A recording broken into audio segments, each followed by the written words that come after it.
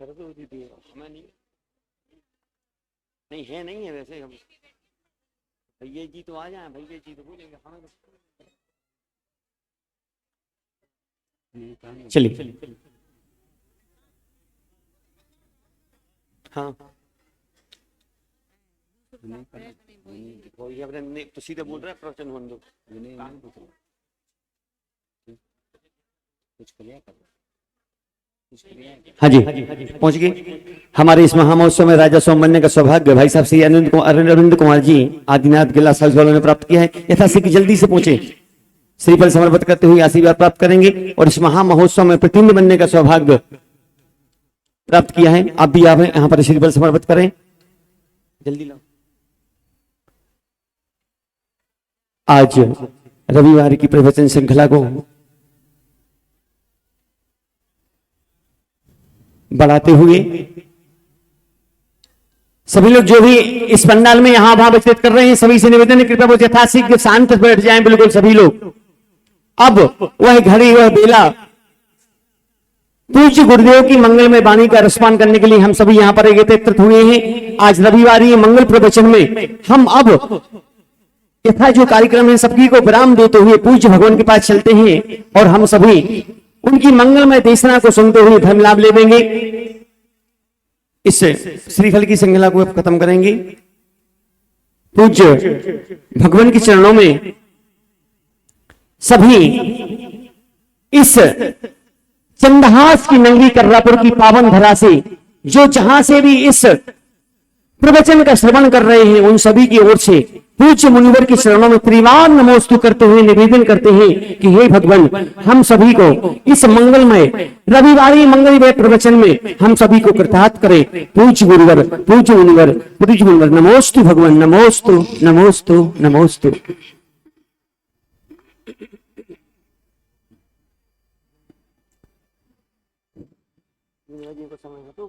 डांट पे डांट मत रही, तीन नहीं ओम नमः सिद्धेभ्यः, ओम नमः सिद्धेभ्यः, ओम नमः सिद्धेभ्यः। मंगलम भगवान वीरो, मंगलम गौतमो वने, मंगलम कुंद कुंदाद्यो जैन धर्मोस्तु मंगलम। सर्वमंगल मांगल्यम सर्वकल्याणकारकम प्रधानम सर्वधर्माणां जैनम जयतु शासनम। अहिंसा परमो धर्म की महावीर भगवान की प्रातः स्मरणीय परम पूजा आचार्य गुरुवर श्री विद्यासागर जी मुनि महाराज की जय। ज्येष्ठ श्रेष्ठ निर्यापक सुमन श्री 108 समय सागर जी मुनि महाराज की, मुनि संघ की।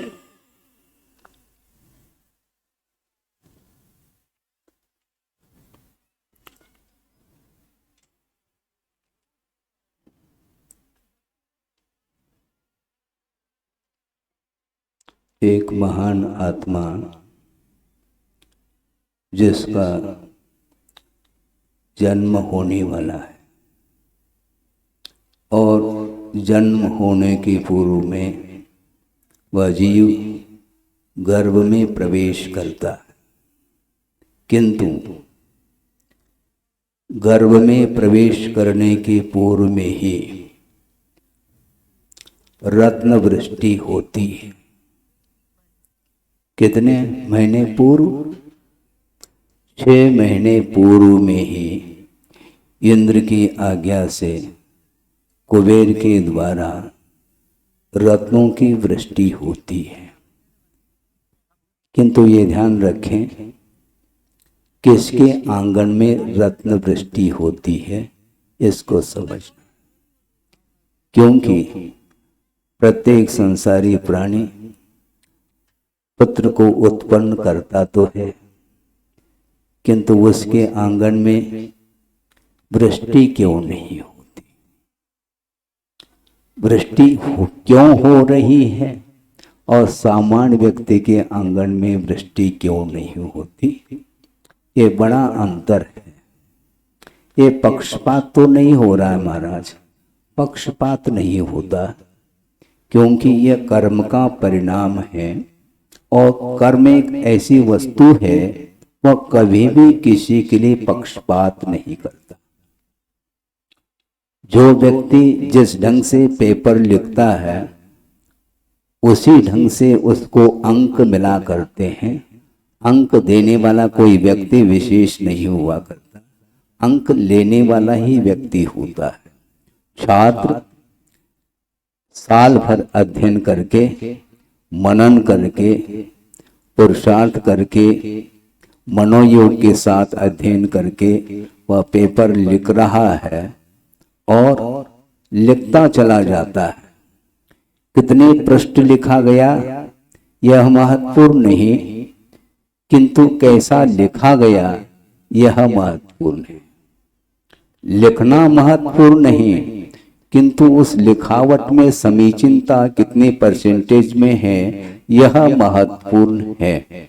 इसलिए संसारी प्राणी जन्म और मरण करता हुआ अनंत काल से आ रहा है, किंतु जन्म और मरण का अभाव अभी तक नहीं हो पाया। क्यों नहीं हो पाया यह प्रश्न है। और जिसने जन्म और मरण के ऊपर विजय प्राप्त कर लिया है उन्होंने कैसा विजय प्राप्त कर लिया है इसको भी समझना महत्वपूर्ण है। जन्म मरण से कोई भी अछूता नहीं है, चाहे वह तीर्थंकर भी क्यों न हो अथवा सामान्य जीव भी क्यों न हो, जिसका अतीत का रिकॉर्ड इतिहास अनंत के रूप में व्यतीत हुआ है। किंतु जब जागे तब सवेरा वाली बात है। जब ज्ञान हो जाता है तो आंखें खुल जाती हैं। स्वयंभू हुआ करते हैं भगवान तीर्थंकर, किंतु यह आस्था का विषय है। स्वयंभू वर्तमान भव की अपेक्षा से वह स्वयंभू हैं, किंतु उनका जो जीवन अतीत का व्यतीत हुआ है वह किसी तीर्थंकर के पाद मूल में ही व्यतीत हुआ है। तीर्थंकर अथवा केवली श्रुत केवली के पाद मूल में जाकर के जब समर्पित कर लेता है अपने आप को, तो उस समय षोडश कर्ण भावनाओं के माध्यम से तीर्थंकर प्रकृति का बंद कर लेता है। ये इतिहास है। प्रत्येक व्यक्ति को अपने अपने इतिहास की ओर दृष्टिपात करने की आवश्यकता इसलिए है क्योंकि जो परिणाम निकल रहा है वह वर्तमान में परिणाम निकल रहा है, किंतु वह अतीत का परिणाम है। ये ध्यान रखें। आप यहाँ पर इस धरती पर बैठे हैं, मनुष्य पर्याय को आपने प्राप्त कर लिया, उसमें भी उच्च कुल में आपका जन्म हुआ। ये सारा का सारा आपका अतीत का जो पुरुषार्थ है वह सामने देखने में आ रहा है। अतीत में यदि आपका जीवन बिल्कुल ही निकृष्टमय जीवन यदि व्यतीत होता जाता तो इस प्रकार की परिणय कभी भी प्राप्त नहीं हो सकती है। इसलिए तीर्थंकर जो बनते हैं वो उनका इतिहास पढ़ेंगे, उनकी साधना की ओर दृष्टिपात रखेंगे, करेंगे, तब कहीं जाकर के उनकी विशेषता सामने आती है। इसलिए वह आत्मा गर्भ में प्रवेश करने वाली है। अभी गर्भ में प्रवेश नहीं हुआ और आज 16 स्वप्न का भी दृश्य आप देखेंगे और कल गर्भ में प्रभु नहीं आते, किंतु व्यवहारिक भाषा में कहा जाता है, किंतु वह होनहार भगवान का जीव ही उस गर्भ में प्रवेश पाता है। किंतु गर्भ में आने के पूर्व में यह सारा का सारा दृश्य देखने में आ रहा है।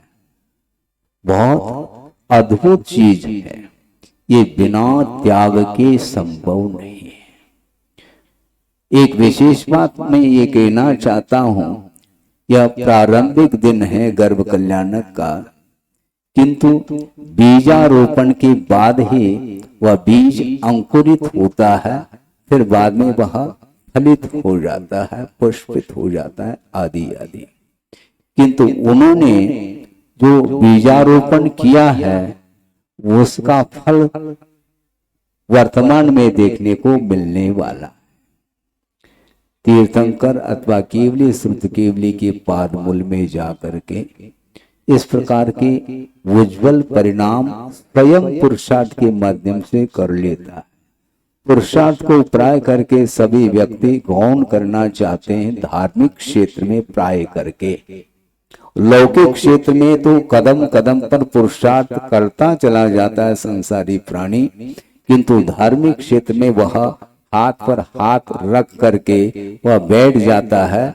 जिस समय जिसका जैसा होना है वैसा होता है, इस प्रकार उसकी धारणा बनती चली जाती है। और धारणा बनाने वाले भी कुछ ऐसे जीव हैं, स्वाध्यायशील बंधु, वो इस प्रकार की विपरीत धारणा समाज में बनाते रहते हैं, जबकि यह धारणा आगम सम्मत नहीं इसलिए नहीं है कि जिस समय जिसका जैसा होना है वैसा ही होगा। तो ऐसी स्थिति में फिर तीर्थंकर केवली श्रुत केवली के पाद मूल को प्राप्त करने की क्या आवश्यकता पड़ी है। जहां कहीं भी रहो, जिस समय जिसका जैसा होना है वैसा होगा, ऐसा नहीं। वस्तु का जो परिणमन है वह परिणमन स्वतंत्र परिणमन माना गया है। ये सिद्धांत का विषय इसलिए रख रहा हूं क्योंकि इन दिनों में यह विषय यदि हमें अवगत नहीं हो पाएगा फिर कब अवगत हो पाएगा। क्योंकि सामूहिक यह सभा जो जुड़ी है, इस समय यह अवसर है बारीकी के साथ सिद्धांत को जानने की। इसलिए मैं ये कहना चाहता हूं कि वस्तु का परिणमन परतंत्र नहीं है, स्वतंत्र है। इसलिए भगवान के ज्ञान के ऊपर वस्तु का परिणमन हो रहा है ऐसा नहीं, किंतु आप परिणमन के होने के लिए स्वतंत्र है। प्रत्येक कर्मों का कर्ता आप स्वयं हैं और उसका फल का भोक्ता भी आप ही है। आप कर्म करें और उसका फल किसी को मिल जाए, ऐसा संभव नहीं है। तो हम प्रारंभ कर रहे हैं विषय को कि 4 गति हुआ करती हैं, नरक, तिर्यंच, मनुष्य और देव गति। भिन्न भिन्न गति संबंधी आयु का जो बंद करता है वह बंद होना था ऐसा नहीं, बंद किया जाता है, बंद होता नहीं। यदि बंद होता भी है तो वह अवधि पूर्वक बंद की व्यवस्था अलग है, किंतु वस्तुतः वह अपने परिणामों को बुद्धि पूर्वक कर लेता है। तो नरक गति के योग्य परिणाम करेंगे तो उसका बंद होगा और उसका फल का भोक्ता भी आप होंगे। यानी आपके पास नरक जाने की, तिर्यंच होने की, मनुष्य पर्याय को प्राप्त करने की, देव पर्याय को प्राप्त करने की योग्यता आपके भीतर है और आप स्वतंत्र है। आप स्वतंत्र होते हुए भी भगवान के ज्ञान के ऊपर आप थोप रहे हैं, इससे और कौन सा अज्ञान माना जाएगा। भगवान ने देखा है इसलिए हम नरक जा रहे हैं, भगवान ने देखा है इसलिए हम स्वर्ग जा रहे हैं। ये गलत व्यवस्था आपकी, आपका यह आगम नहीं माना जाएगा, ये जिनवानी नहीं मानी जाएगी, बल्कि यह जनवानी मानी जाएगी। ये ध्यान रखो, जनवानी और जनमानी में बहुत जमीन और आसमान का अंतर है। केवली प्रणीत धर्म को शरण लेने योग्य कहा है। आपकी इस प्रकार की भावों को देख करके कोई शरण जाना नहीं चाहेगा, क्योंकि केवली प्रणीत धर्म हुआ करता है, घर का धर्म नहीं होता। भगवान मोक्ष मार्ग के नेता हैं और आप लौकिक नेता हो सकते हैं। कोई मुख्यमंत्री हो सकता है, कोई प्राइम मिनिस्टर हो सकता है, कोई सीएम हो सकता है, कोई भी मिनिस्टर हो सकता है। ये बहुत सारे नेताएं हैं, किंतु इन नेताओं के सामने मोक्ष मार्ग के नेता को सामने लाते हैं तो इन नेताओं का कोई भी प्रभाव रहेगा नहीं। लौकिक क्षेत्र में ये नेता हैं, हाँ, किंतु मोक्ष मार्ग के नेता बनने वाले हैं वो कौन? वृषभ कुमार। गर्भ में अभी आया नहीं वो जीव, किंतु पूरे के पूरे धर्म का संचालन उनके द्वारा होना है। इसलिए भगवान ने ये कहा, ये भूल जाओ, इस धारणा को निकाल देना चाहिए कि वस्तु का परिणमन जो होता है वह भगवान के अधीन नहीं, किंतु अपने परिणामों के अधीन ही यह परिणमन हो रहा है। इसलिए आप स्वतंत्र है, एज यू लाइक वाली बात है। अब जो चाहो, नरक जाना चाहो तो आपकी मर्जी, हमारी कोई अर्जी है ही नहीं, आपकी मर्जी के ऊपर ही है। इसलिए गुरुदेव ने बहुत अच्छे ढंग से चिंतन मनन करके पंक्ति दी है, उसको भी आपके सामने हम रखेंगे। पहले भी यदि रखा हो तो रिपीट हो जाए तो और अच्छा है, क्योंकि रिपीट तो हर क्षेत्र में आप करते हैं, प्रतिदिन वही रोटी वही दाल वही भात खाते हैं, रिपीट तो कर रहे हैं, और क्या कर रहे हैं आप। तो यहाँ पर मान लो धार्मिक विषय को लेकर के कोई जी मान लो विषय को पुनः पुनरावृत्ति कर लें तो ये अनुप्रेक्षा के लिए कारण बनेगा। इसलिए वस्तुतः वस्तु का जो स्वरूप है वह स्वतंत्र परिणमन की अपेक्षा से उसका स्वरूप माना गया है। इसलिए इस प्रकार की धारणा आपको छोड़ देनी चाहिए। ये कह रहा हूं, मेरा कोई आग्रह नहीं, क्योंकि प्रातः में भी हमने यही बात रखी थी, आग्रह नहीं करना, अनुग्रह करना, इस प्रकार गुरुदेव का एक सूत्र है। हम किसी को भी आग्रह नहीं करना चाहते हैं, कोई भी व्यक्ति हो। हाँ, भगवान और गुरु का यही उपदेश और आदेश है, संकेत है कि किसी भी व्यक्ति के प्रति आग्रह नहीं करना, अनुग्रह करना चाहिए। अनुग्रहित वह हो जाए, अनुग्रह को स्वीकार कर ले तो अच्छी बात, नहीं है तो अपने को आग्रह तो 3 काल में नहीं करना है। इसलिए गुरुदेव का ये कहना है कि बंद के क्षेत्र में आप स्वतंत्र हो।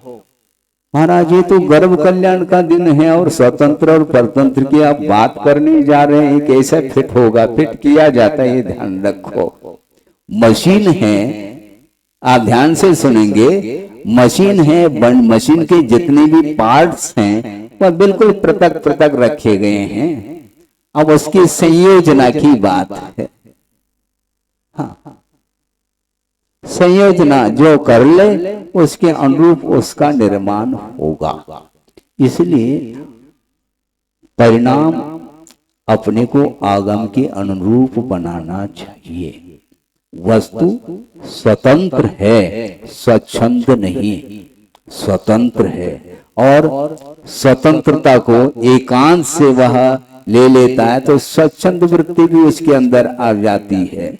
इसलिए आचार्यों का ये कहना है कि वस्तुतः केवली प्रणीत जो धर्म है, उनकी जो वाणी है, उनकी देशना है, उसके अनुरूप ही यदि हम श्रद्धान और विश्वास का विषय बनाते हैं तो निश्चित रूप से हमारा वह पथ प्रशस्त होता चला जाएगा।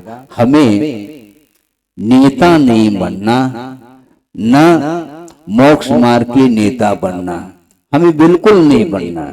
बल्कि गुरुदेव ने यहां तक कहा था प्रवचन के दौरान कि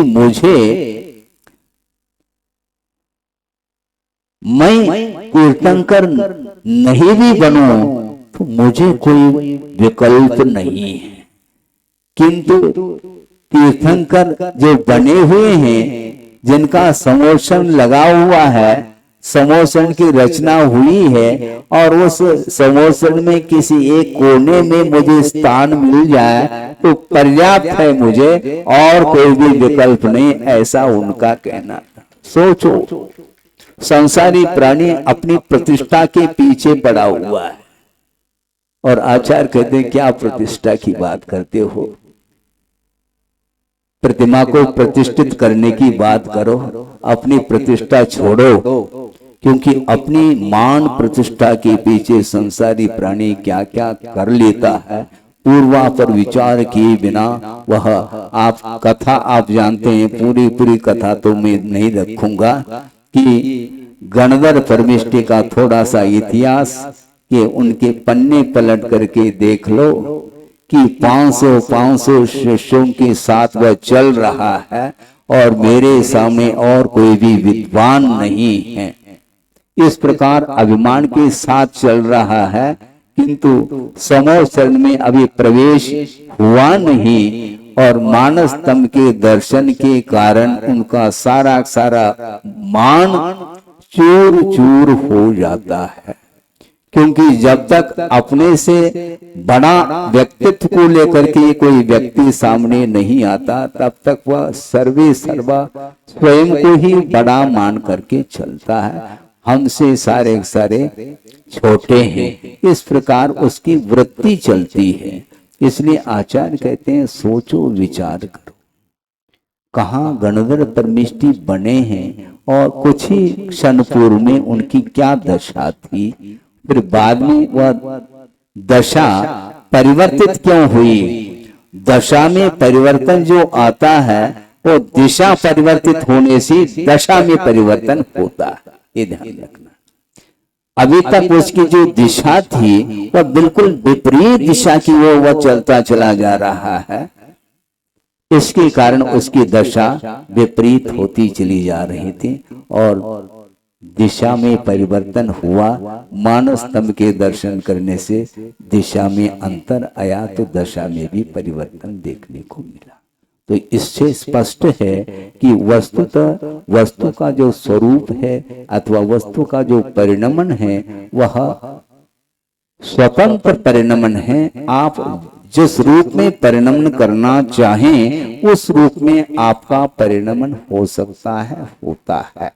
और एक कुंद स्वामी ने भी स्पष्ट रूप से लिखा है कि जिस समय जो द्रव्य जिस रूप में परिणमन करता है उस समय वह तन्मयता को लेकर के परिणमन करता है, ऐसा कहा है। इसलिए ये इस परिणमन के स्वरूप को सामने रखते हुए आपको समझना है कि वस्तुतः अतीत का जो कुछ भी हमारा जीवन व्यतीत हुआ वह अपने अपने परिणाम के कारण ही हुआ। हमारा संसार किसी दूसरे के द्वारा बन रहा है, ये धारणा गलत धारणा है। किसी के द्वारा नहीं, किंतु हमारा जो संसार का जो रूप है वह अपने ही द्वारा वह परिणमन को प्राप्त होगा। राग द्वेषादि भाव हम कर लेते हैं, उसके कारण कर्म का बंध हम करते हैं। कर्म का बंध आपके भावों के ऊपर निर्धारित है। आपको ये ज्ञात ही नहीं कि हमारे भाव कैसे हो रहे हैं। आप हो रहे हो, आपको ज्ञात ही नहीं है कि हमने इस प्रकार के परिणाम कब किए थे। अरे जब किए थे उस समय आपको होश हवास ही नहीं था। जन्म के समय पर भी होश हवास नहीं रहता संसारिक प्राणी को, और मरण के समय पर भी बेहोश होकर के ही चला जाता है। और जिस समय जागता रहता है उस समय वह अपने मन के अनुरूप वह विचारधारा रखता हुआ उस रूप परिणमन कर जाता है। इसलिए अपने को बहुत सोच समझते हुए कदम रखना चाहिए। इसलिए ये कर्म सिद्धांत ये अटल है। सोचो विचार करो। एक विषय आपके सामने रख रहा हूं, भले यह विषय कठिन हो सरल हो, इससे कोई प्रयोजन नहीं, किंतु प्रयोजनभूत तत्व को पकड़ने के लिए रास्ता यहीं से है। हाँ, परिणाम होते हैं, वो परिणाम भी एक से नहीं होते। किसी के तीव्र परिणाम होते हैं, किसी के मंद होते हैं, किसी की ज्ञात भाव के साथ चल रहा है कोई व्यक्ति, कोई अज्ञात भाव के साथ चल रहा है। ये सब क्या है? अज्ञात का अर्थ क्या मालूम है आपको? मुझे ज्ञात नहीं महाराज, इसका नाम अज्ञात नहीं। मुझे ज्ञात नहीं है, इसका नाम अज्ञात नहीं।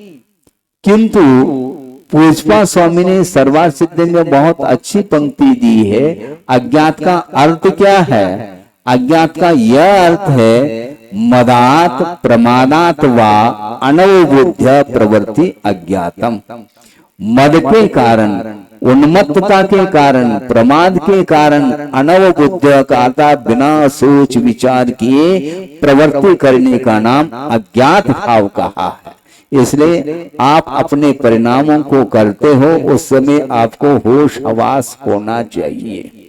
ये इसलिए कहा जा रहा है कि जिस समय संसारी प्राणी विषयों में डूब जाता है उस समय उसके परिणाम कौन से हुए हैं उसको ज्ञात नहीं रहता, ज्ञात रहता नहीं उसको। मेरे द्वारा ये करने योग्य है क्या नहीं है यह तक भान उसे नहीं रहता और करता चला जाता है। इसके कारण ही उस समय जो परिणाम के कारण जो कर्म का बंद होता है फिर बाद में जब उदय आता है तो उस समय भगवान के सामने हाथ जोड़ करके खड़ा हो जाता है। तो आचार्य कहते हैं अभी खड़े हो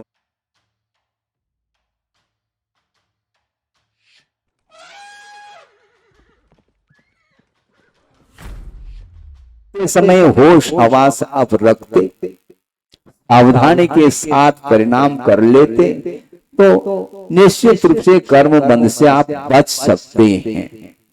कर्म बंध के क्षेत्र में आत्मा स्वतंत्र है ऐसा आगम का उल्लेख है और गुरुदेव ने भी बहुत अच्छी पंक्ति दे करके हम लोगों के ऊपर उपकार किया। वो पंक्ति कम से कम आत्मसात हो जाए। पढ़ना बहुत आसान है और उसका अर्थ लगाना और आसान है, किंतु उसको आत्मसात करना खेल नहीं है। इसलिए खेल नहीं है अभी तक वह ज्ञान रखते हुए भी हमारा परिणमन उससे हट करके नहीं हो पाया। वह पंक्ति आपके सामने रख रहा हूं, बहुत सरल पंक्ति है वो। और 99 शतक की रचना गुरुदेव ने आचार्य ज्ञान सागर जी महाराज जी की उपस्थिति में उसकी रचना की थी ऐसा हमें ज्ञात हुआ है। उनके सामने तो चर्चा नहीं हुई लेकिन अन्यत्र से ये चर्चा आई है कि आचार्य ज्ञान सागर जी महाराज जब विद्यमान थे उस समय आचार्य महाराज ने ये प्रथम कृति थी उनकी 99 शतक। 100 श्लोक है उसमें और वह संस्कृत में नहीं है, हिंदी में ही उन्होंने वसंतिल का छंद में उसकी रचना की है। और उसी 99 शतक की वह पंक्ति हमें स्मरण में आ रही है। बहुत प्रासंगिक वह पंक्तियां हैं कि कर्म बंध के क्षेत्र में संसारी प्राणी स्वतंत्र है। इसी विषय की पुष्टि उन पंक्तियों में होती है। मैंने किया विगत में कुछ पुण्य पाप, क्या कहा? मैंने किया विगत में कुछ पुण्य पाप जो आ रहा उदय में स्वयमेव आप। होगान बंद तबलों जबलोन राग, क्या कहा? होगान बंद तबलों जबलोन राग, चिंता नहीं उदय से बनवीत राग। हमें कर्म की उदय की चिंता नहीं किंतु बंद की चिंता है, क्योंकि बंद किया है तो निश्चित रूप से वह कर्म उदय में आएगा। किंतु नए सिरे से यदि मान लो बंद होगा तो बंद तब तक नहीं होगा जब तक हम राग भाव नहीं करेंगे। इतना ख्याल रखो आप, क्योंकि जब तक राग भाव आपके अंदर जागृत नहीं होगा तब तक वह नए सिरे से कर्म का बंध त्रिकाल असंभव है। यह कर्म सिद्धांत है। इसलिए इतना भी नहीं बनता है, क्या है? इतना ही नहीं बनता महाराज, बाकी सब बन जाता है। राग नहीं छूटता, राग नहीं छूटता। और राग एकमात्र उपलक्षण है। जिस वस्तु के प्रति आपका राग है ठीक उसके अपोजिट तत्व के प्रति आपका द्वेष वहीं पर विद्यमान है। ये क्लियर है, इसको नकारा नहीं जा सकता। इसलिए राग द्वेष परिणाम स्वयं संसारी प्राणी निरंतर करता चला जाता है और वह फल चाहता है मेरा अच्छा हो भविष्य। भविष्य अच्छा हो, भविष्य वर्तमान के ऊपर निर्धारित है, ये ध्यान रखें आप। आपका जो भविष्य उज्जवल होगा वह वर्तमान जीवन यदि आपका उज्जवल है तो उसके आधार से ही भविष्य आपका उज्जवल होने वाला है और कोई भी इसके लिए उपाय नहीं है। इसलिए होगान बंद तबलों जबलोन राग चिंता नहीं उदय से बनवीत राग। क्योंकि कर्म बंद हुआ है निश्चित रूप से उदय में आएगा। महाराज कर्म का उदय है, मैं क्या करूं? सभी के पास कर्म का उदय चल रहा है, क्योंकि कर्म से मुक्त यहाँ पर कोई भी नहीं है। कर्म से मुक्त हो जाए तो यहाँ पर बैठेगा नहीं, वो ये ध्यान रखो। वो लोग के अग्रपाग पर पहुंच जाएगा निर्वाण कल्याण के दिन। ध्यान से उस दृश्य को देख लेना। जब तक कर्म आत्मा के साथ कर्म का संबंध जुड़ा हुआ है तब तक वह मुक्त नहीं हो सकता। कर्म का क्षय इसी धरती पर करता है और एक समय में वहां पर कर्मातीत होकर के पहुंच जाता है। इसलिए आपके पास कर्म का उदय है, तो जिस प्रकार आपके पास कर्म का उदय है उसी प्रकार श्रवण के पास भी कर्म का उदय चल रहा है। किंतु कर्म का उदय होना अलग वस्तु और नए सिरे से जो कर्म का बंध होगा वह कर्म के उदय के ऊपर निर्धारित नहीं। हाँ, ये बात अलग है कि कर्म के अनुदय में भी बंध नहीं होता, किंतु कर्म के उदय होने के उपरांत बंध हो ये अनिवार्य नहीं है। इसलिए आपको ये धारणा बना लेनी चाहिए कर्म का उदय तो होता रहता है और कर्म के उदय में परिणाम का करना और नहीं करना यह जीव के अधीन है, इन्हें स्वयं के ही अधीन है। इसलिए पाप कर्म का कर्ता भी स्वयं जी होता है और पुण्य कर्म का भी कर्ता स्वयं ही होता है। इसलिए ये जिस समय जैसा होना था वैसा नहीं, किंतु आपने ही अनर्थ किया है और अनर्थ करते चले जा रहे हैं, इसलिए उस अनर्थ का फल निश्चित रूप से मिलना है। ये अकाट सिद्धांत है। आप स्वीकार करो तो ठीक है, नहीं करो तो ठीक है, क्योंकि भगवान की वाणी भी जब हम स्वीकार करने के लिए तैयार नहीं है तो हम कौन हो सकते हैं आपको जबरदस्ती? कोई भी नहीं कर सकता, क्योंकि हम तीर्थंकर से बड़े नहीं है, ध्यान रखो। हमें कोई विकल्प इसलिए नहीं होता क्योंकि हमने ही उनकी बात को स्वीकारता नहीं दी अभी तक। हम दूसरे के अपेक्षा हम क्यों रखें? हमारी बात को तुम स्वीकार करो। स्वीकार करना आपको रुचेगी वो बात तो स्वीकार कर लेंगे, नहीं रुचेगी तो नहीं स्वीकार करेंगे। जिसका वैराग्य प्रबल रहेगा वह आत्मसात करता हुआ प्रति समय वह इन विषयों को, इन गुरु के आगम के अनुरूप कहे गए वचनों को वह सुरक्षित रखता है। उसकी कभी भी उपेक्षा का भाव उसके अंदर नहीं आ सकता। संसारी प्राणी की यह विशेषता है कि जिसके प्रति अपेक्षा रखनी चाहिए उसकी तो उपेक्षा करता चला जाता है और जिसके प्रति अपेक्षा होनी चाहिए उसकी उपेक्षा, और जिसकी अपेक्षा नहीं रखनी चाहिए उसकी अपेक्षा रखता चला जाता है। कुल मिला करके हे वस्तु के प्रति तो अपेक्षा रखता है और उपादेय भूत जो आत्म तत्व है उसकी अपेक्षा रखता ही नहीं। इसलिए वह आत्मा जो गर्भ में प्रवेश पा रही है, कौन सी आत्मा है वो ध्यान रखो। अनंत काल से जन्म मरण का अनुभव करता आया है। अब वो आत्मा जो गर्भ में प्रविष्ट होगी और पुनः वह गर्भ में प्रविष्ट नहीं होगी। जन्म मरण से ऊपर उठने के लिए ही यह अंतिम उसका यह गर्भ में प्रवेश होना है। इसके बाद पुनरपि मरणम पुनरपि जननम ये वाली बात समाप्त हो जाएगी। इसलिए होगान बंद तबलों जबलोन राग कहा। जब तक हम राग भाव नहीं करेंगे तब तक वह कर्म का बंध नहीं हो सकता। इसलिए कर्म बंध के लिए कारण कर्म का उदय नहीं, किंतु वर्तमान में जो राग का भाव है वही कर्म बंध के लिए कारण है। और इस कर्म बंध की जो परंपरा है उसको समाप्त करने के लिए ही वह कटिबद्ध है, वह जीव जो आने वाला है, होनहार जिसको बोलते हैं। हालांकि विश्वनाथ भगवान को निर्वाण को प्राप्त करके कितना समय व्यतीत हुआ आप जानते हैं, किंतु स्थापना निक्षेप के अपेक्षा से प्रतीक के रूप में उनको रख करके ये कल्याणक महोत्सव मनाया जा रहा है। और इसके माध्यम से हम अपने भावों को भी पवित्र करना चाहते हैं। ज्ञान सम्मानित होता है, ज्ञान की प्रशंसा हो सकती है, होती है, किंतु ज्ञान की प्रशंसा होती है मात्र, किंतु चारित्र की प्रशंसा नहीं होती, चारित्र की पूजा होती है।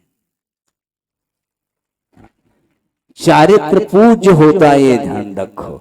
कल भी हमने बात रखी थी, वह अधूरी थी, उसको किसी भी प्रकार से पूर्ण किया जा सकता है, क्योंकि विषय तो देना ही है।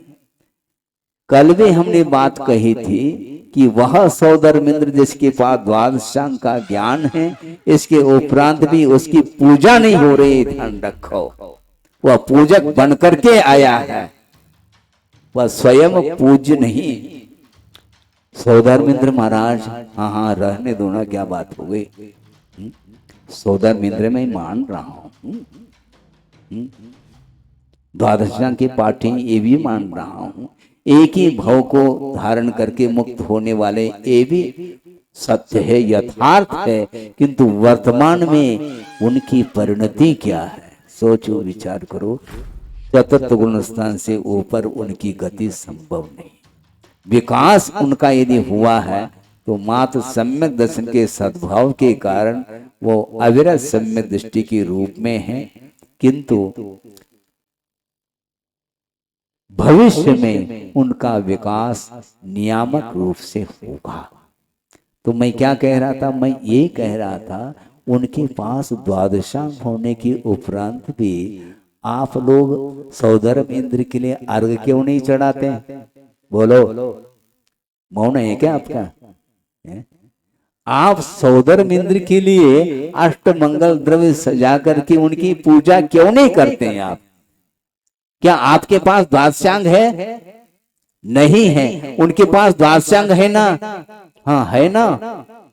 होते हुए भी वह उसकी पूजा क्यों नहीं होती? इसलिए नहीं होती, यद्यपि उसके पास द्वादशांग ज्ञान है, सम्यक दर्शन भी है, क्षायिक भी हो सकता है, इसमें कोई बाधा नहीं। इसके बावजूद भी असंयम का अभाव नहीं है, इसलिए असंयमी व्यक्ति की कभी भी पूजा संभव नहीं है। जो देवादिदेव होते हैं वे ही पूज्य माने जाते हैं। देव का स्वरूप तो पढ़ो, कम से कम रत्नकर्ण श्रावकाचार्य कम से कम खोल करके पढ़ो। जो 18 दोषों से रहित होते हैं, सर्वज्ञ होते हैं और वीतरागी होते हैं, वे ही देव कहलाते हैं। अन्यथा देव का और कोई भी स्वरूप शुद्ध नहीं हो सकता, इस प्रकार स्पष्ट शब्दों में कहा है। इसलिए देवादिदेव अलग है और चतुर्निकाय देव अलग है। उनकी पूजा संभव ही नहीं, क्योंकि रागी की पूजा नहीं होती, वीतरागी की पूजा होती है। जो वीतरागी होता है वह पूज्य बनता है, और वीतरागता के अभाव में मान लो ज्ञान भी यदि रख रहा है कुछ विशेषता को लेकर के, वह प्रशंसा का पात्र हो सकता है। वह सम्मान का पात्र होना अलग वस्तु, विनय का पात्र होना अलग वस्तु, किंतु आराध्य देव के रूप में उनको स्वीकार कर नहीं सकते। इसी से स्पष्ट है कि ज्ञान की पूजा नहीं होती, सम्यक ज्ञान की पूजा होनी चाहिए महाराज। हाँ, सम्यक ज्ञान की पूजा हो सकती है, एक कदम आगे बढ़ जाए तो। कैसे? चारित्र अंगीकार कर लो, फिर चालू हो जाएगी। फिर आपको उस दरी पर नहीं बिठाएंगे, ऊपर बिठाएंगे आपको। हाँ, अच्छा अलग से स्थान मिलेगा आपके लिए, दरी पर नहीं। दरी पर तो आपका सम्मान हो सकता है, किंतु आपकी पूजा यदि होगी इस स्टेज पर ही आपको आना पड़ेगा, ये ध्यान रखो।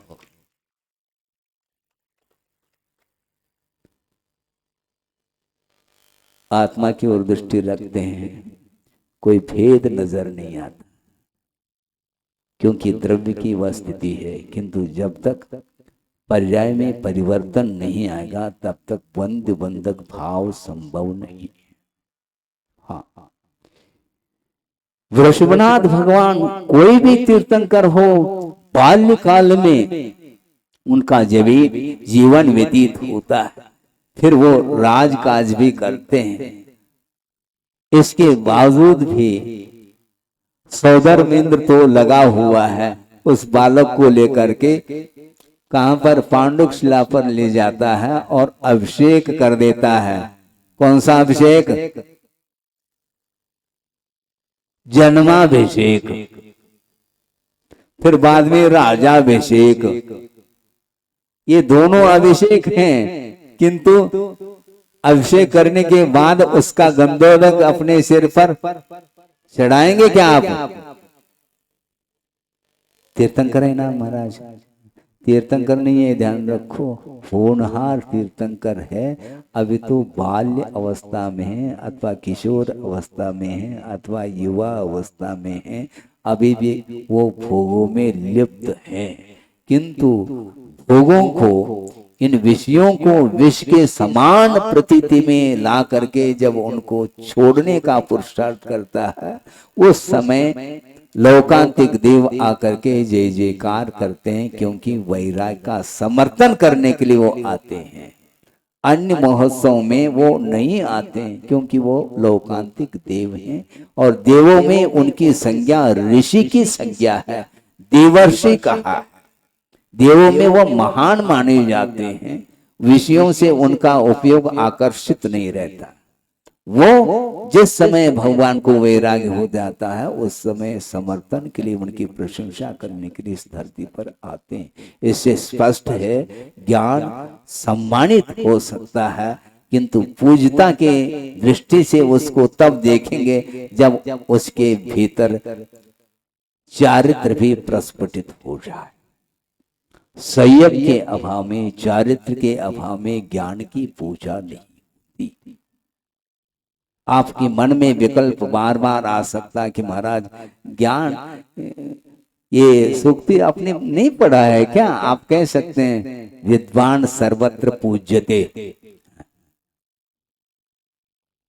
आया क्या नहीं? ये लोकोक्ति है ये, लेकिन ये ध्यान रखो पूज्यते का अर्थ वहां पर अभी आदर ही दिया जा रहा है, न कि अष्टमंगल द्रव्य से उसकी पूजा की जा रही। विद्वान सर्वत्र पूज्यते, ज्ञान का सम्मान, ज्ञान को समादर की दृष्टि से देखा जा रहा है, न कि वह उसको देवादि देव के रूप में देखा जाए। इसलिए पूज्य कौन बनता है? जो धर्म की आराधना करता है वही पूज्य बनता है।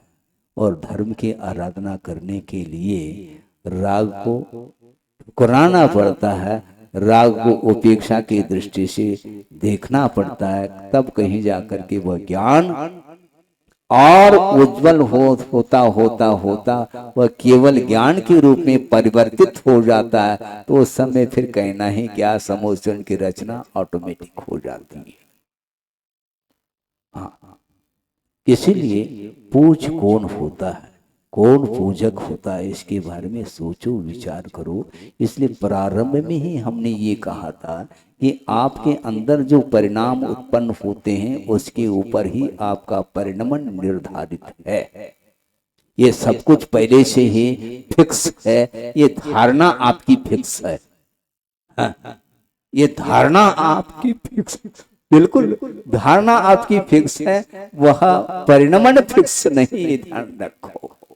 यदि ये सारा का सारा विषय जिस समय जैसा होना था वैसा ही होता तो फिर भगवान क्यों कहते हैं? फिर धर्म श्रवण की क्या आवश्यकता है?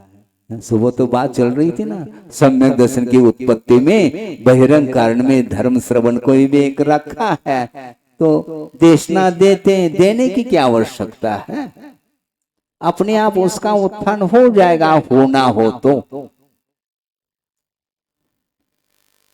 वस्तु तो ये अज्ञान भाव माना जाता है। संसारी प्राणी अपने अपने क्षेत्र में उसको महत्व दे रहा है पुरुषार्थ के लिए, किंतु धार्मिक क्षेत्र में वह पुरुषार्थ को जोर नहीं दे रहा है।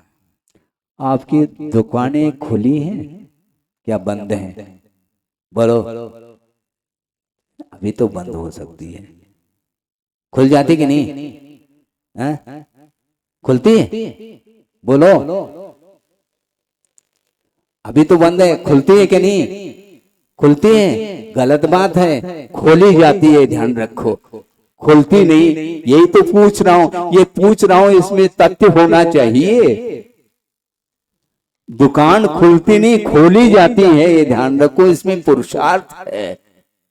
जिसकी दुकान नहीं है वह सोचता कि मुझे भी दुकान खोलनी है, और जिसने खोल रखा है काफी समय से, उसके पास जा करके अनुभव भी लेता है, इतना और पुरुषार्थ कर रहा है वो। उसके बिना प्रॉफिट संभव नहीं, ये ध्यान रखो। प्रत्येक सांसारिक क्रियाएं बिना पुरुषार्थ के संभव नहीं है। मैं यहाँ पर आकर के बैठा हूं, वहां से वो बिना पुरुषार्थ के यहाँ तक नहीं आया। और यहाँ पर बैठ करके मान लो मैं मौन बैठूं तो कोई एक व्यक्ति भी बैठेगा नहीं यहाँ पर, क्योंकि महाराज बोलते ही नहीं है। कई बार ऐसा हमें अनुभव हुआ है, कोई भी आ जाता दर्शन के लिए, उस समय स्वाध्याय करता हुआ मैं बैठा रहता, तो महाराज बोलते ही नहीं है। जब कभी भी उनके पास जाओ, किताब खुली मिलेगी और नीचे निगाह रख करके वो पढ़ते ही रहते हैं, हमारा ध्यान ही नहीं उनको। अच्छा, आपका ध्यान लगाना पड़ेगा हमें, है? हमें आत्मा का ध्यान नहीं लगाना, आप ही का ध्यान लगाते वही बैठ जाए। फिर क्या कहना चाहो? ध्यान किसका करेंगे? आपको ध्यान नहीं स्व का, पर का तो ध्यान है आपको प्रतिपल। आज तो पता नहीं किसका मुख देखा, एक भी ग्राहक नहीं आ रहा। एक दुकान तो हमने पुरुषार्थ के द्वारा खोल दी, किंतु एक भी ग्राहक नहीं आ रहा। प्रतीक्षा करते करते घंटों हो गए। ये क्यों कहते हो? जिस समय ग्राहक आना होगा आ जाएगा। ये क्यों नहीं चलता? धार्मिक क्षेत्र में ये रट लगाते हैं आप लोग, किंतु प्रत्येक लौकिक कार्य बिना पुरुषार्थ के आप करते ही नहीं हैं। उसी प्रकार ये सार्वभौमिक व्यवस्था है, चाहे वह पारलौकिक हो चाहे लौकिक हो, प्रत्येक क्षेत्र में पुरुषार्थ अपेक्षित है। हाँ, ये ठीक है, पुरुषार्थ करने के उपरांत भी अपने को सफलता नहीं मिलती है, ऐसा भी कोई कह सकता है। आचार्य कहते हैं क्यों नहीं सफलता मिलती? क्यों नहीं सफलता मिलती? महाराज, धर्म का फल तत्काल मिलता है? नहीं मिलता है। धर्म का फल तत्काल मिलता है क्या? नहीं। अब तो सोच विचार करके बोलेंगे कि महाराज पूछ रहे हैं, इसका अर्थ कुछ न कुछ रहस्य होना चाहिए। बिल्कुल ठीक कहा आचार्य महाराज ने, धर्म का फल तत्काल मिलता है, क्योंकि धर्म के आश्रय से आत्मा में जो पवित्र भाव उत्पन्न हो जाते हैं, ये तात्कालिक फल है। और इसके माध्यम से भविष्य में जो मिलना है वो बाद की बात है। तत्काल आपके परिणाम जो विशुद्धता को लिए हुए हैं,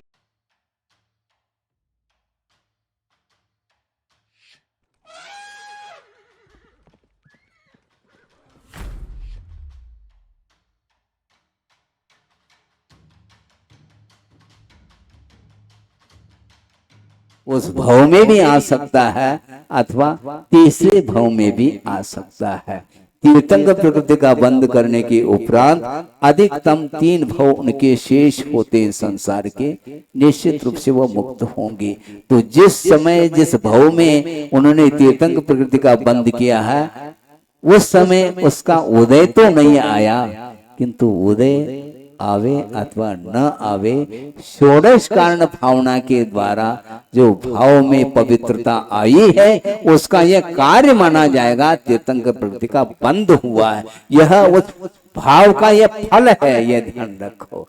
बिना षोडश कारण भावना की तीर्थंकर प्रवृत्ति का बंध ऑटोमेटिक हो जाए संभव नहीं। इसलिए यहां पर भी पुरुषार्थ के लिए ही स्थान दिया जा रहा है। पुरुषार्थ को गौण करते हो, बिल्कुल। यहां तक कहा आचार्य महाराज ने, पुण्य के उदय में, सात से पुण्य के उदय में आपके सामने वो भोग्य सामग्री उपस्थित हो सकती है, और यहां तक कि कोई लाड प्यार के साथ आपके मुख में ग्रास दे सकता है, किंतु चर्वण तो आपको ही परिणाम करना पड़ेगा, ये ध्यान रखो। वहां पर पुरुषार्थ ही हाथ लगता है, वहां पर चर्वण कौन करेगा? देने वाला। आपके मुख में जिसने ग्रास दिया है वह चर्वण करेगा क्या? नहीं, आपको करना पड़ेगा। तो आपने श्रवण के करपात्र में शुद्ध आहार दिया है, ये आपने पुरुषार्थ किया, किंतु श्रवण ने क्या पुरुषार्थ किया? श्रवण ने भी यही पुरुषार्थ किया, एषणा समिति के अनुरूप संशोधित करके उसको मुख में दिया है। यह पुरुषार्थ के बगैर संभव नहीं। इसलिए प्रत्येक कार्य सारे सारे पुरुषार्थ के अधीन है। ये ठीक है, पुरुषार्थ के साथ साथ तदयोग्य कर्म का भी उदय अपेक्षित होता है, ये अलग वस्तु। किंतु फल जो मिल रहा है वह कर्म का ही फल मिल रहा है, ये सिद्धांत है। इसलिए करने योग्य कार्य आपको आस्था के साथ करना चाहिए, बिना अपेक्षा के निरपेक्ष भाव के साथ देव गुरु शास्त्र की आराधना करेंगे और उनके वचनों को आत्मसात करते हुए आस्था का विषय बनाते हुए यदि करेंगे तो निश्चित रूप से उसका फल आपको मिलेगा, इसको कोई लौटा नहीं सकता। हाँ, सिद्धांत है ये यथार्थ तो यही सत्य है। आप स्वीकार करो अथवा ना करो, बात बनती नहीं। एक प्रसंग आपके सामने रख रहा हूं कि ज्ञान प्रशंसा का पात्र है, किंतु चारित्र पूज्य होता है। एक राजा है, राज दरबार लगा हुआ, प्रतिदिन का ये कार्यक्रम है और राज दरबार खचाखच भरा हुआ, और एक पुरोहित है जिसके पास पर्याप्त मात्रा में ज्ञान विद्यमान है। वह धर्म नीति भी जानता है, न्याय नीति भी जानता है, सब में पारंगत है। इसलिए वो धर्म नीति को लेकर के और न्याय नीति के विषय को लेकर के वह अपने तरफ से उचित सलाह देता था। कौन? पुरोहित। किसके लिए? राजा के लिए। इसलिए वह राजा का विश्वसनीय व्यक्ति बन गया और उसको दे करके प्रतिदिन उसका सम्मान होता। और यहां तक कि यह कार्यक्रम चलता था कि उसको उस ज्ञान के सम्मान की अपेक्षा से प्रतिदिन एक स्वर्ण की मुद्रा भेंट स्वरूप दी जाती थी। और एक बार पहुंचा है और सारे सारे जो सभा में बैठे हुए परिषद जिसको बोलते हैं, वो सारे सारे खड़े हो जाते थे, क्योंकि ज्ञान का सम्मान तो हर व्यक्ति करता है, करते हैं। किंतु उस पुरोहित के मन में ये विकल्प आया कि प्रतिदिन सम्मान जो किया जा रहा है ये ज्ञान का सम्मान है क्या चारित्र का सम्मान है? इसको थोड़ा सा हमें इसकी परीक्षा हमें करनी है, क्योंकि प्रतिदिन ये कार्यक्रम चलता था राज दरबार में और अपना जो कुछ भी विषय उसके माध्यम से राजा को बहुत आकर्षित करता था और उसके लिए थाल भर करके वो स्वर्ण की मुद्राएं रखी जाती और प्रतिदिन उसमें से वह एक स्वर्ण की मुद्रा को स्वीकार कर लेता, क्योंकि एक मुद्रा भेंट के स्वरूप उसको दी गई है, इसलिए अपने हाथ से वह स्वीकार कर लेता। ये प्रतिदिन की बात है और उसने सोचा कि ये ज्ञान का सम्मान हो रहा है कि चारित्र का हो रहा है, इसका हमें परीक्षण करना है। ये मन में उसके अंदर विकल्प आया और दूसरे दिन उसने दरबार में जा करके जो कुछ भी कार्यक्रम यथावत होता था उसके उस समय उसने उस स्वर्ण की थाल में से एक मुद्रा की जगह 2 मुद्राएं ले ली, सभी लोगों के आंख को बचा करके, इन्हें कोई देख नहीं पाए, इतनी चतुराई से उसने एक मुद्रा के स्थान पर 2 मुद्राएं जेब में डाल दी। कोषाध्यक्ष ने देखा, उनको लगा ये शायद ऐसा लगता है मुझे कि अनजाने में इस प्रकार कार्य हुआ है, ऐसा लगता है, ऐसा कोषाध्यक्ष ने अनुमान लगाया। लेकिन दूसरे दिन 2 मुद्रा की जगह 3 मुद्राएं अपनी कुशलता से जेब में डाल दी और सब लोगों ने देख लिया और देख लिया तो राजा के कान तक वह बात पहुंचाई गई। अब चौथे दिन भी जाकर के वह 3 मुद्राएं पुनः कुशलता से अपने जेब में डाल दी और सभी लोगों ने देख लिया। अब 5वें दिन क्या होता है देखना है और राजा के कान तक तो बात पहुंची गई और 5वें दिन जब वह राज दरबार में पहुंच जाता है तो जितने भी लोग बैठे थे एक व्यक्ति भी खड़ा नहीं हुआ। अभी तक तो ज्ञान का सम्मान हो रहा था, अब सम्मान क्यों नहीं, ये सामने आ रहा है विषय। एक व्यक्ति भी खड़ा नहीं और सभी व्यक्तियों की दृष्टि में वह, सभी व्यक्तियों की निगाह में वह व्यक्ति अपने आप को गिरा हुआ पाया। और यहां तक कि जब दूसरे दिन पहुंच जाता है तो दरबार में कोई भी व्यक्ति नहीं उठे और राजा ने प्रश्न किया, क्यों पुरोहित जी? हाँ बताओ राजन, क्या क्या पूछना चाहते हैं आप? मैं ये पूछना चाहता हूं, एक चोर है वह चोरी करता है, उसी प्रकार कोई विश्वसनीय कोई पात्र है वह भी व्यक्ति यदि चोरी करे तो उसको क्या दंड दिया जाए? तो पुरोहित ने कहा कि राजन इसमें विचार विमर्श करने की क्या आवश्यकता है?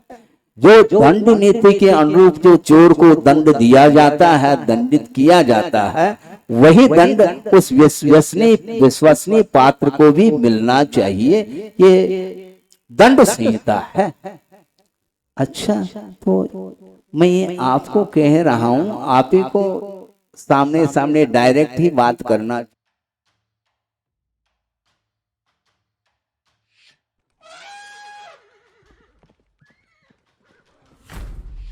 ने चोरी नहीं है की है, चोरी की नहीं है क्या? आपको क्या दंड दिया जाए?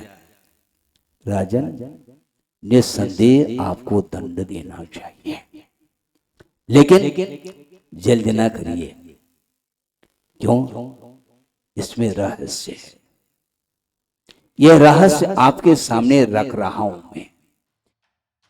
चोरी नहीं की, किंतु एक प्रयोग किया है कि प्रतिदिन मेरा जो सम्मान होता था वह किस कारण से सम्मान होता था, इसका परीक्षण करने के लिए एक प्रयोग किया है। और प्रतिदिन मेरा सम्मान जो होता था वह ज्ञान का सम्मान नहीं होता था, किंतु ज्ञान के साथ साथ नीति न्याय को नहीं भूलते हुए धर्म के आधार ले करके मैं चलता था। इसलिए ज्ञान का सम्मान नहीं था, किंतु वह चरित्र का ही सम्मान था। और हमने परीक्षा कर ली अपने आप की कि ये ज्ञान का सम्मान नहीं किंतु चरित्र का सम्मान है। और जिस दिन हमने प्रयोग के रूप में एक की जगह 2, 3, 4 मुद्राएं ले ली, तो त्यों ही सारे सभासद बैठे हैं, एक भी आदर नहीं कर रहा है। तो आदर ज्ञान का नहीं होता, क्योंकि 3 दिन पूर्व भी जो ज्ञान मेरे भीतर था वही अभी भी उतनी मात्रा में ज्ञान विद्यमान है, किंतु प्रशंसा का पात्र क्यों नहीं बना मैं? इसलिए नहीं बना, मात्र ज्ञान के द्वारा व्यक्ति सम्मानित नहीं होता। उसके अंदर यदि चरित्र रहता है तो निश्चित रूप से उसकी पूजा होती है। इसलिए ज्ञान, मात्र ज्ञान, लौकिक ज्ञान भी क्यों न हो, प्रशंसा का पात्र हो सकता है। इसी प्रकार मैं ये लगाना चाह रहा हूं इस दृष्टांत से कि एक सौधर्मेंद्र है और द्वादशां का पाठी होने के उपरांत अन्य जो देव है सामान्य कार्य, उनके अपेक्षा से वह सम्मान का पात्र बन चुका है, किंतु वह पूज्य नहीं है। ध्यान रखो, पूज्य कौन होते हैं? किसकी पूजा की जाएगी? गर्भ में आने वाला जो जीव है उसकी पूजा 2-3 दिन बाद की जाएगी। ध्यान रखो, अभी गर्भ में आ जाने दो, फिर बाद में जन्म होगा, फिर बाद में विषयों को है क्या समझेगा? वो विषयों को विष के समान प्रतीति में लाएगा। उसी दिन उन्हें वैराग्य होगा और वैराग्य की ही पूजा होती है। ये सारा विषय ये अपने आप में बहुत मौलिक विषय है। इसलिए मौलिक है क्योंकि आगम के आधार से ही बोला जा रहा है। इसमें मनगढ़ंत कुछ भी नहीं बोला जा रहा है। ध्यान रखो, आप लोग गढ़ंत का तो त्याग करते हैं, किंतु मन गढ़ंत बातें तो करते हैं आप, बिल्कुल निश्चित बात है। हाँ, मन गढ़ंत बातें मत करो। जो कुछ भी धारणा आपको बनानी है तो आगम के अनुरूप बनाने का पुरुषार्थ करो, क्योंकि उसके माध्यम से ही दूसरे का कल्याण भी होने वाला है और स्वयं का भी कल्याण होने वाला है। जो आत्म कल्याण करना चाहता है वह कभी भी दूसरे के लिए अहित की बात नहीं सोच सकता। कभी भी गुरु दूसरे के अहित की बात नहीं सोच सकते। यदि दूसरे के अकल्याण की बात सोचेंगे तो वह गुरु नहीं माने जा सकते हैं। ध्यान रखो, गुरु के अंदर इतनी करुणा होती है, वह समझते हैं इसके अंदर दोष है, किंतु ये दोष है, इसको निकालो। इस प्रकार बार बार संबोधित करते हैं। हाँ, गुरुदेव श्रमण संघ को भी संबोधित करते हैं तो समाज को भी संबोधित करते हैं। उनका दायित्व है। परहित प्रतिपादन एक कार्यम, इस प्रकार पूज्यपाद स्वामी ने कहा। आर्य निषेव्यम, ऐसा कहा। गुणवानों के द्वारा वो पूज्य हुआ करते हैं। और वो कैसे होते हैं? परहित प्रतिपादन एक कार्यम का, उनका एक ही कार्य होता है, दूसरे का हित करना। किंतु आप करना चाहो तो आपकी मर्जी है, किंतु उनका कार्य तो निरंतर चलता रहेगा, क्योंकि यह दायित्व है और यह पद है, आचार पद है। और इसका वह सावधानी के साथ स्वयं अपने चरित्र को तिल तुस मात्र भी उसको दूषित नहीं करते। मन से, वचन से, काय से, कृत से, कार्य से, अनुमोदन से नवकोटि पूर्वक निर्दोष चरित्र का पालन करते हुए इस उम्र में भी वो दूसरे का हित कर रहे हैं। इससे बढ़ करके और क्या हो सकता है? खाना बहुत अच्छा लगता है, परोसना बहुत कठिन होता है। ध्यान रखो, बनी बनाई रसोई आप लोग खा रहे हैं, किंतु आचार्य महाराज बना करके खिला रहे हैं। ध्यान रखो। हाँ? इस उम्र में भी वो थकते नहीं, इस उम्र में भी उनके मन में कभी भी साधना करते करते मन में कलुषता नहीं आती। क्यों? उनको ज्ञात है ये शरीर रोता है, हमेशा रोएगा, किंतु आत्मा कभी रोती नहीं। और आत्मा यदि रोने लग जाए फिर तो अनंत काल से रोती आई और रोती चली जाएगी, और क्या होगा। इसने जातस्य मरणम ध्रुवम कहा है, जिसका जन्म हुआ है उसका मरण निश्चित है। जातस्य मरणम ध्रुवम ध्रुवम जन्म मृतस्य च तस्मात् हे मध्यम पांडव मां अत्र शोचनीयम। यहाँ पर शोक करने की कोई आवश्यकता नहीं, क्योंकि जिसका जन्म होता है उसका मरण उसी तारीख से शुद्ध है। क्योंकि आयु कर्म का बंध होता है, आयु कर्म का समापन होने के उपरांत वह टिक नहीं सकता, दूसरे पर्याय को ग्रहण करने के लिए अन्यत्र चला जाता है। इस प्रकार जन्म मरण की इस अनंतकालीन परंपरा को तोड़ने के लिए उस आत्मा का अवतरण होने जा रहा है। और आप लोग गर्भ कल्याण की पूजा के माध्यम से जो भी कार्यक्रम आपका है उसके माध्यम से होगा। तो मैं इतना ही कहना चाहता हूँ कि प्रति समय आपको पुरुषार्थ को महत्व देना है, और पुरुषार्थ के उपरांत भी यदि सफलता नहीं मिलती है तो निश्चित रूप से अतीत का ऐसा विशिष्ट कर्म का योग है जिसके कारण हम कार्य करते हुए भी उसमें सफलता नहीं मिल रही, अथवा मिल भी रही है जितने परसेंटेज में होना चाहिए उतनी सफलता नहीं मिल रही है। इसमें भी सत्य निहित है, क्योंकि जितने परसेंटेज में आपने पुरुषार्थ किया है उतने परसेंटेज में वो फल मिलना है, अतिरिक्त नहीं मिलता कभी भी। ध्यान रखो, अतिरिक्त क्यों चाहते हैं आप? हैं? वो गाजर मूली है क्या? तोलते समय एक आधा और दे दो, क्या है? ये मांगने की आदत है। इस मांगने की आदत को छोड़िए आप, क्योंकि गुरुदेव का ये कहना है कि कभी भी याचक नहीं बनना चाहिए, याचना नहीं करनी चाहिए, विश्वास रखना चाहिए कर्म सिद्धांत के ऊपर। और कर्म सिद्धांत के ऊपर विश्वास रखने वाला व्यक्ति कभी भी मांगता नहीं, उसके भीतर कभी भी इच्छा जागृत नहीं होती, और इच्छा करने से कोई भी वस्तु मिलती नहीं। स्वयं समंत्र बंद्र महाराज कह रहे हैं कि इच्छा करने से क्या मिलती है? विवेक मृत्योर न ततोस्ति मोक्षो नित्यम शिवम वांछति न अस्य लाभ। कहा निरंतर वह मृत्यु से डर रहा है प्रत्येक संसारी प्राणी, किंतु डरने से मृत्यु छूटेगी नहीं। मृत्यु आपके साथ लगी हुई है, आप डरो अथवा न डरो, मृत्यु तो आएगी। विवेक मृत्यु, मृत्यु से क्यों डरता है?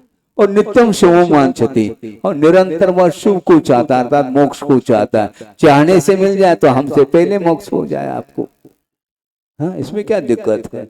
हाँ, चाहने मात्र से यदि मुक्ति मिल जाए तो अनंत काल से आपने चाहा नहीं क्या मोक्ष को? चाहने से नहीं मिलती मुक्ति, किंतु मोक्ष मार्ग पर जैसा कहा है उस प्रकार अपने को आरूढ़ होना पड़ेगा। पुरुषार्थ के माध्यम से कर्म को काटा जाता है, क्योंकि परिणाम के द्वारा ही कर्म बंद होता है, और कर्म बंद के क्षय के परिणाम भी आपको ही करना पड़ेगा। जिस प्रकार बंद के योग नाम उसको स्वयं को ही करना होगा, इस प्रकार कर्म सिद्धांत के विषय को समझते हुए अपने आप की जो विपरीत धारणाएं हैं उन धारणा को समाप्त करने का पुरुषार्थ करिएगा आप, क्योंकि योग्यता सबके पास है, किंतु भगवान ने क्या जाना? मुझे बताओ, भगवान के जानने से ऐसा हो रहा है तो भगवान ने तो सबको जाना है, तो अलग अलग परिणति क्यों हो रही है? अलग अलग परिणति क्यों होती है? योग्यता के कारण। ये कहा इसलिए कारण सदृशम कार्यम कहा, कारण के अनुरूप ही कार्य हुआ करता है। आपके हाथ में चने हैं मान लो मुट्ठी में, और भगवान के सामने ये जिज्ञासा रखो, भगवान इस चने की परिणति अगले पल में किस रूप में होगी। किंतु भगवान बहुत होशियार होते हैं, ध्यान रखो। वो बोलते नहीं है, इसलिए नहीं बोलते हैं क्योंकि संसार की ये रीत है, संसारी प्राणी भगवान के वचनों को भी असत्य सिद्ध करने के लिए खड़ा हो जाता है, इसलिए वो बोलते नहीं। आपसे ध्यान रखो, क्योंकि मान लो वो कह दें अगले समय में ये चने की परिणति आटे के रूप में होगी, तो आप उसको बोएंगे, अंकुरित होगा। तो भगवान की वाणी जो है ना असत्य सिद्ध हो गई ना। ये तो माइंड चलता है तुम्हारा, संसारी प्राणी का माइंड इस ओर ज्यादा चलता है, सभी चिंता की ओर उसका मन बहुत कम काम कर पाता है। इसलिए भगवान कहते हैं इस चने में अंकुरित होने की भी क्षमता है, आटे में परिणम करने की भी क्षमता है, और जिस जिस प्रकार के इसके लिए निमित्त जोड़ते चले जाएंगे उसी प्रकार उसमें से वह कार्य संपादित होता चला जाता है। इसलिए कारण के अनुरूप होता है। इसलिए एक जीव नरक जा रहा है और एक जीव देव पर्याय को प्राप्त कर रहा है। ऐसा क्यों?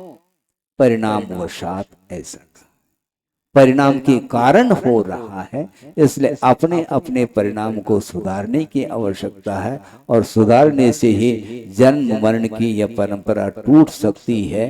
टूटे इस पवित्र भावना के साथ अहिंसा परमो धर्म की जय। बोधि समाधि परिणाम शुद्धि स्वात्मोपलब्धि शिव सौख्य सिद्धि चिंतामणिम चिंतित वस्तुदाने वामंद मानस्य ममास्ते। परम पूज्य आचार्य गुरुवर श्री विद्यासागर जी महाराज की।